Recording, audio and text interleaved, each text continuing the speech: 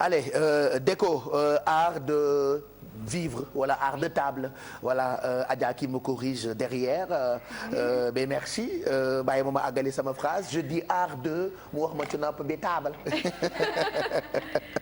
Adja damay nangu jàll bi de dootoo ko sant de arrêtel voilà donc art de table art de vivre déco je pense que am na ay techniques yu am solo yoo xamante ni nit ñi war nañu ko respecter pour quand même bien vivre.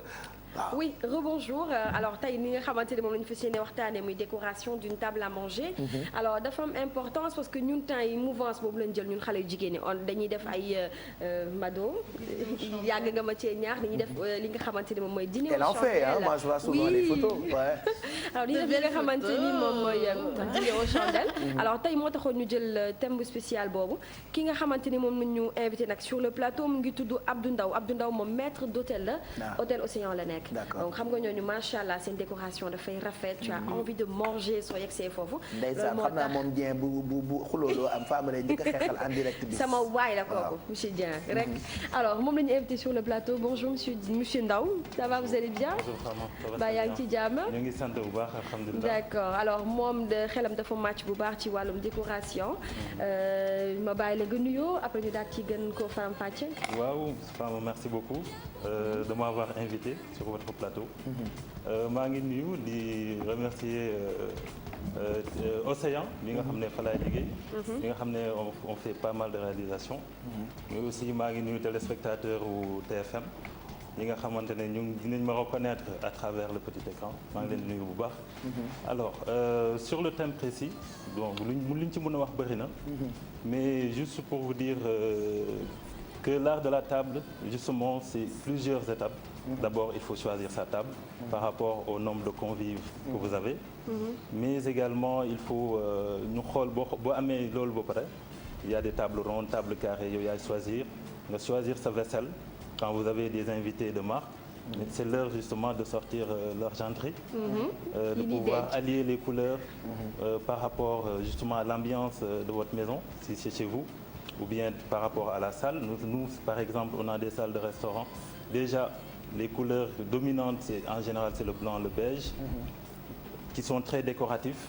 Vous pouvez y ajouter plusieurs couleurs, à savoir le mauve par rapport au goût et au désir de chaque client. Donc c'est selon ce feeling. Manger à table bokkul ci culture bu Sénégal mais gis nañu ni nit ñi ñu ngi ci gën di dem et pourtant xamuñu yenn règles yi jëm ci wàllu bonne manière entre guillemets naka la ñu war a demee bu ñu bëggee par exemple am ay convives yu bëri nan la ñu war a décorer table à manger. Donc vous avez une table boo amee benn table boo xam ne c'est pour 8 personnes par exemple. da ngay xool li ngay togg. fekkee ne par exemple vous avez une entrée un plat chaud et un dessert. donc forcément succession boobu moom la mise en place table bi di laaj. D'accord. donc vous allez superposer des assiettes plates. vous avez un mooy plate yi ñuy tegle. plate bi ñuy tegle da ngay am assiette bu mag d'abord. bu mag boo xamante ne en argent. li nga xam ne mooy supporter assiette mets bi. assiette bu mag bi. mooy l'assiette chaud. D'accord. Ensuite vous avez les assiettes entremets qu'il faut prendre des assiettes creuses si vous avez une soupe à servir. N'oubliez pas la cuillère à soupe à côté. Et non, c'est-à-dire vous avez une mise en place rentrante. Ou bien une mise en place allant de l'intérieur vers l'extérieur. Vous avez les couverts, les entremets, d'abord, pour que bu ñuy dindi on enlève en premier lieu ces couverts-là. Et au fur et à mesure, on avance vers le plat chaud et vers le dessert. Donc c'est justement cette mise en place. Donc il faut ñu disposer ñetti dans la décoration de la table, il faut le dire que nous avons des tables. C'est vrai, une table, c'est vrai, il faut le nappage. Vous avez les différents types de tissus. Vous avez un tissu plus léger en soie. yow kay da ngay ñëwaat ñu teg lépp comme ça nit ñi di ko gis di comprendre en fait. Certainement, nous avons des propositions de photos si vous venez nous voir chez nous. Donc pour décorer une table à manger de mariage, c'est différent d'une table à manger de baptême. C'est différent également d'une table à manger de Noël ou bien des tables à thème. Quand vous avez une invitée de marque, une table Saint-Valentin, une table de nuit de noces, une table de mariée. bu ci nekk ak ni nga koy. bu nekk table bu exactement table bu nekk ak thème bi nga xam ne moom lay répondre.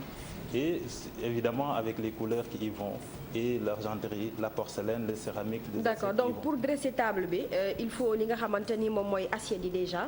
Oui. Disposition assiette yi il faut li nga xamante ni moom mooy couvert yi. il faut li nga xamante ni moom mooy assiette à pain bi. il faut yi nga yooyu yëpp il faut ñu regrouper wu. pour que table bi mën a nekk. vraiment ni nga ko souhaité. Mais pour table bi gën a rafet pour répondre à ce décor il faut des photophores, des vases, des chandeliers au milieu de la table pour donner plus de goût, plus de couleur à votre table. Il est nécessaire d'y ajouter des touches florales au milieu de la table, d'ajouter des petites sablés dorés, parce que c'est de des l'art, sablés voilà pour mu gën a rafet.